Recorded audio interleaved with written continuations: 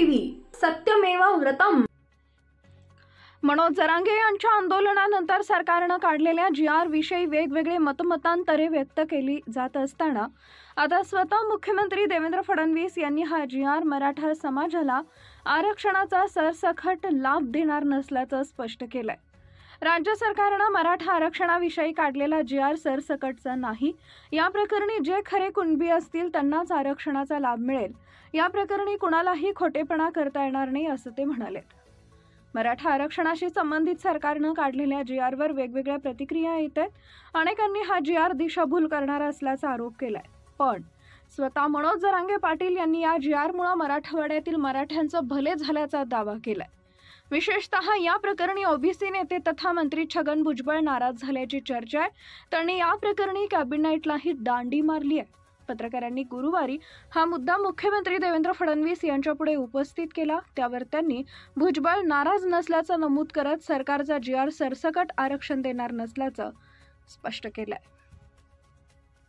छगन भुजबळ साहेब कॅबिनेटमधनं कुठेही निघून गेले नाहीत। छगन भुजबळ साहेबांची माझी चर्चा झालेली आहे।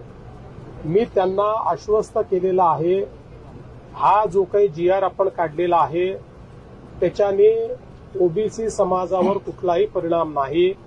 हा सरसकट GR नाही, हा पुराव्याचाच GR आहे। फक्त मराठवाड्यामध्ये इंग्रजांचं राज्य नव्हतं, मराठवाड्यामध्ये निजामाचं राज्य होतं। त्यामुळे इंग्रजांच्या राज्यातले पुरावे हे इतर ठिकाणी मिळतात, मराठवाड्यात मिळत नाही। मराठवाड्यातले पुरावे हे निजामाकडे म्हणजे हैदराबाद गॅझेटमध्ये मिळतात। त्यामुळे तिथले पुरावे जे आहेत ते आपण ग्राह्य धरलेले आहेत। त्यामुळे जे खरे कुणबी आहेत त्या पुराव्यांमध्ये त्यांनाच हे मिळणार आहे।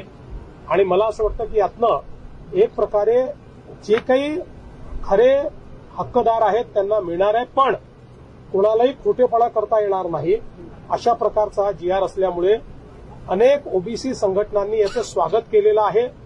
अनेकांनी त्यातलं आता आमच्या मनामध्ये शंका नाही असंही सांगितलंय। मला असं वाटतं की भुजबळ साहेबांची मनातली शंका आम्ही दूर करू, इतरांची मनातली शंका दूर करू। एक गोष्ट ओबीसी नेत्यांना देखील माहिती आहे की जोपर्यंत हे राज्य आहे तोपर्यंत ओबीसीवर अन्याय होऊ शकत नाही। जोपर्यंत हे राज्य आहे तोपर्यंत एका समाजाचं काढून दुसऱ्याला देण्याचा विचार होऊ शकत नाही। आम्ही मराठ्यांचं मराठ्यांना देणार, ओबीसींचं ओबीसींना देणार आणि ज्यांना खरा अधिकार आहे त्यांना ते देणार। कोणाचं काढून कोणाला देणार नाही।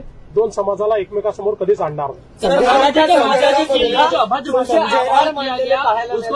समाजाने सुद्धा तुमचे आभार मानलेले पाहिले, कोणतीही कटुताही मुख्यमंत्र्यांबद्दल नाही।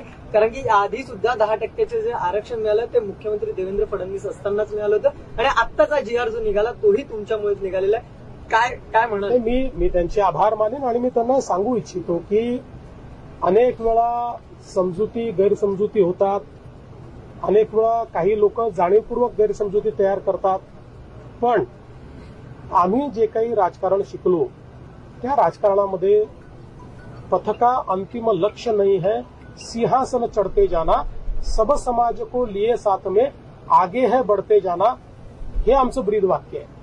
त्याच्यामुळे सगळ्यांना सोबत घेऊन आम्हाला पुढे जायचं आहे। मराठा समाज एक महत्वाचा समाज आहे। या महाराष्ट्राच्या जडणघडणीमध्ये एक मोठं कॉन्ट्रीब्युशन दिलेला हा समाज आहे। त्यामुळे या समाजाचं कल्याण झालंच पाहिजे, पण त्यासोबत आपल्या ज्या 18 पगड जाती आहेत ज्यांनी स्वराज्यामध्ये छत्रपती शिवाजी महाराजांचे मावळे म्हणून त्या ठिकाणी काम केलेलं आहे, त्यांनीही बलिदान दिलेलं आहे। कोणावरच अन्याय होऊ नये ही आमची भावना आहे आणि तीच पुढे राहील। आता पुन्हा 9 गुन्हे दाखल झाले। या आधी गुन्हे झाले ते मागे घेण्याचं सरकारने म्हटलं होतं, आता पुन्हा 9 गुन्हे जे आहेत ते दाखल झाले। आताचे जे गुन्हे आहेत ते माननीय उच्च न्यायालयाच्या आदेशानुसार दाखल झालेले आहेत।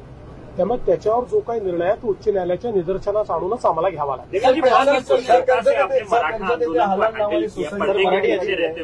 लेकिन अब कहीं न कहीं जो ओबीसी नेता है, छगन भुजबल या तमाम ऐसे नेता है, वो इस पर शक पैदा कर रहे हैं कैबिनेट छोड़ करके। देखिए, कोई क्लियरिटी अगर आप दे सके तो। कोई कैबिनेट छोड़कर गया नहीं, सारे कैबिनेट में है और सभी ओबीसी नेताओं को हमने स्पष्ट किया है हमने जो GR निकाला उसका ओबीसी पर कोई असर नहीं है। हमने सबको ओबीसी में डाल दो, इस मांग को स्वीकारा नहीं है। हमने जिनके पास वैलिड एविडेंस है उन्हीं को ओबीसी में आने का हम लोगों ने एक जरिया तैयार किया है। और सबसे बड़ी बात यह है कि राष्ट्रीय ओबीसी महासंघ ने हमारे जीआर को पूरा इंटरप्रेट करने के बाद ये कहा है कि इससे ओबीसी के ऊपर कोई असर होता नहीं है। उन्होंने इसके ऊपर अपनी भूमिका स्पष्ट की है। भुजबल साहब से भी मेरी चर्चा हुई है, मैंने उनको भी यह समझाया है और मुझे लगता है कि सारे ओबीसी नेता इसको मान्यता देंगे।